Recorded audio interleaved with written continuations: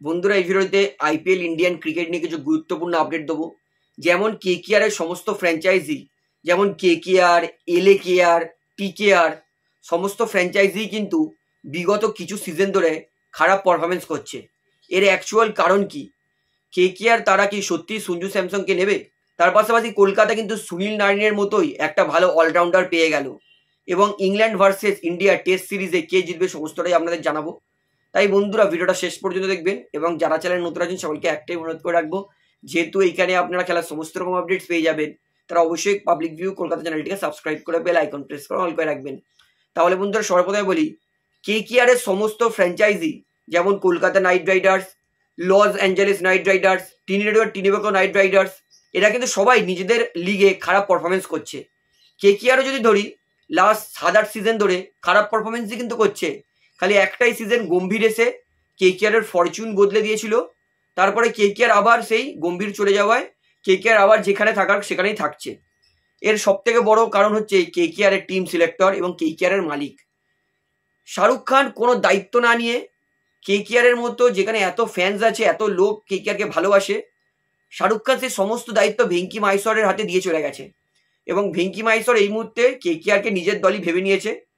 তাই সব থেকে খারাপ দলটা গঠন করছে কেকেআর। কারণ প্রত্যেক সিজনে প্রত্যেক কটা এক্সপার্ট কেকেআরকে খারাপ দলে লাস্টে রাখে। দেখুন, কেকেআর এর সঙ্গে তো পার্সোনাল কারো শত্রুতা নেই, কেকেআর খারাপ দল গঠন করছে বলেই হয়তো এক্সপার্টরা কেকেআরকে সবাই লাস্টে রাখছে। এবং আমরা প্রত্যেকবার তাই দেখি, মানে আইপিএল অকশনে সব থেকে ছাঁট প্লেয়ারগুলোকেই কেকেআর নেয়, মানে 1.5 কোটি 2 কোটি টাকা দিয়ে কেকেআর বস্তা ভর্তি করে নিয়ে আসে।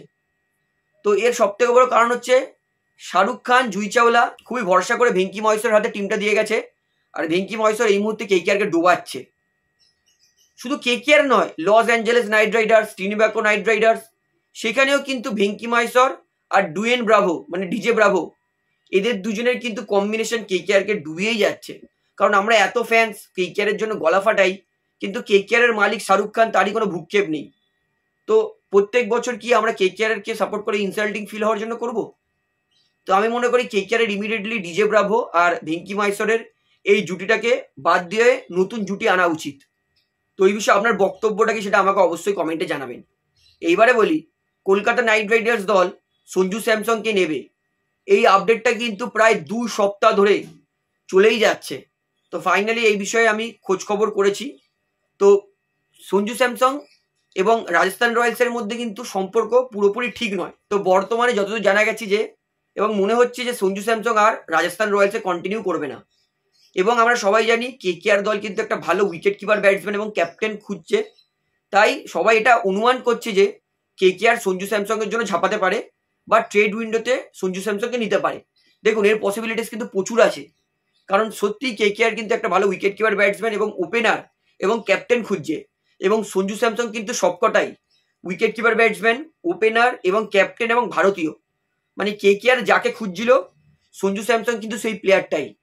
সেই জন্যই কিন্তু সবাই বলছে সঞ্জু স্যামসং কেকেআর নেবে, এবং যতদূর জানা গেছে যে কেকেআর এর ম্যানেজমেন্ট সঞ্জু স্যামসংয়ের সঙ্গে কিন্তু কথাবার্তাও বলেছে। তবে আইপিএল এখন দূরে আছে, অনেক দেরি আছে। তো এই মুহূর্তে কিন্তু বলে রাখতে পারি, অবশ্যই সঞ্জু স্যামসংয়ের কিন্তু কেকেআর দলে আসার সম্ভাবনা আছে। তো দেখা যাক, ট্রেড উইন্ডোতে যদি কেকেআর সঞ্জু স্যামসংকে নেয় তাহলে ভালোই হবে, এর থেকে ভালো কিছু খুশির খবর হতেই পারে না। তবে আমি বলবো যে অবশ্যই সঞ্জু স্যামসংকে নিলে তো কেকেআর ভালো করবেই, তার আগে ডিজে ব্রাভো আর ভেঙ্কি মহেশ্বরকে কিন্তু দল থেকে বার করতে হবে। তাহলে বন্ধুরা, এইবারে বলি, কলকাতা নাইট রাইডার্স তারা কিন্তু সুনীল নারিনের মতোই একটা বিধ্বংসী স্পিন অলরাউন্ডার পেয়ে গেছে। এইটা হচ্ছে বরুণ চক্রবর্তী। কারণ আমরা সবাই দেখেছি ইন্ডিয়ার হয়েও, কেকেআর এর হয়েও বরুণ চক্রবর্তী কিন্তু শেষের দিকে নেমে মাঝে মাঝে 1-2 6-4 মেরে দিত।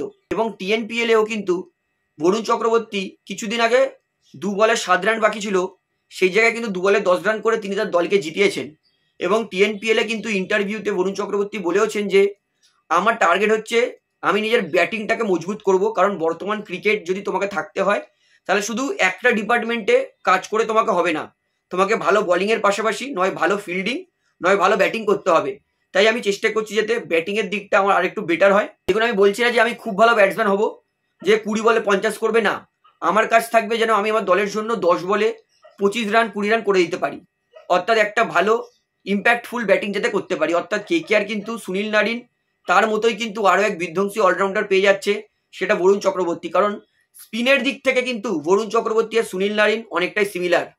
বরুণ চক্রবর্তীও দুর্দান্ত বোলার, এতে এক ফোঁটাও সন্দেহ নেই। এবং ফিল্ডিংয়ের দিকে কিন্তু বরুণ চক্রবর্তী সুনীল নারিনের থেকে অনেক বেটার। কিন্তু ব্যাটিংটা অবশ্যই সুনীল নারিনের বেটার আছে, কিন্তু বরুণ চক্রবর্তী যদি সঠিক পরিশ্রম করে তাহলে তিনিও কিন্তু ব্যাটিং ঠিকঠাক করে নিতে পারেন। তাহলে কিন্তু কেকেআর যদি সুনীল নারিনের মতো আরও একটা অলরাউন্ডার পেয়ে যায়, এটা কেকেআরের জন্য কিন্তু বিশাল বড় পজিটিভ হবে। তাহলে আমি তো খুবই খুশি হব যদি বরুণ চক্রবর্তী সুনীল নারিনের মতো অলরাউন্ড পারফরমেন্স করতে পারে। তো এই বিষয়ে আপনার বক্তব্য রাখি, সেটা আমাকে অবশ্যই কমেন্টে জানাবেন। তাহলে বন্ধুরা এবারে আপনাদেরকে বলি, ঋষভ পান্থ বর্তমানে ভারতের বেস্ট টেস্ট ব্যাটসম্যান, এতে এক ফোঁটাও সন্দেহ নেই। ইংল্যান্ডের বিরুদ্ধে 2টো টেস্টের ইনিংসেই ঋষভ পান্থ কিন্তু সেঞ্চুরি করেছেন। এবং আজকে পঞ্চম দিনে কিন্তু টেস্ট ম্যাচটা যে কেউ জিততে পারে, ইংল্যান্ডও জিততে পারে, ইন্ডিয়াও জিততে পারে, ড্র হতে পারে। কারণ দেখুন, 90 ওভারে 350 রান ইংল্যান্ডের জন্য করাটা কিন্তু কোনো বড় ব্যাপার নয়। কিন্তু সমস্যাটা হচ্ছে আজকে পঞ্চম দিনের পিচ। পঞ্চম দিনের পিচ মানে সেখানে ব্যাটিং করা কিন্তু খুবই ডিফিকাল্ট, রান করাও ডিফিকাল্ট। তো এটা কিন্তু এই মুহূর্তে 3টে রেজাল্টই হতে পারে। একটা হতে পারে যে ইংল্যান্ড মারার চক্করে গেল, আউট হয়ে গেল, সেখানে ইন্ডিয়া জিততে পারে। আরও একটা হতে পারে যে ইংল্যান্ড মারার চক্করে গেল এবং ভালো পার্টনারশিপ হয়ে গেল, 50 ওভারে 200 রানের কাছাকাছি চলে গেল, এবং তারপর ওরা চেষ্টা করবে যে নেক্সট 40 ওভারে যাতে 150 রান করা যেতে পারে। অর্থাৎ ইংল্যান্ডও কিন্তু জিততে পারে এবং ড্রও হতে পারে। ইংল্যান্ড যদি বোঝে যে এই পিচে রান করা যাবে না, শুধু ডিফেন্স করে করে সময় কাটাবো, বা বৃষ্টির সম্ভাবনা আছে, বৃষ্টি হলেও কিন্তু ড্র হতে পারে। অর্থাৎ এই টেস্ট ম্যাচটা কিন্তু পঞ্চম দিনে কিন্তু যে কারোর ফলে রেজাল্ট যেতে পারে। তবে বর্তমানে আমি মনে করি নয় ইন্ডিয়া জিতবে নয় ড্র হবে, ইংল্যান্ডে জেতার সম্ভাবনা কিন্তু কিছুটা হলেও কম। তো আপনার কি মনে হয়, ইন্ডিয়া কি প্রথম টেস্ট ম্যাচটা জিতবে, সেটা আমাকে অবশ্যই কমেন্টে জানাবেন। তাহলে ভিডিওটা এখানে শেষ করছি, আশা করি ভালো লাগলো।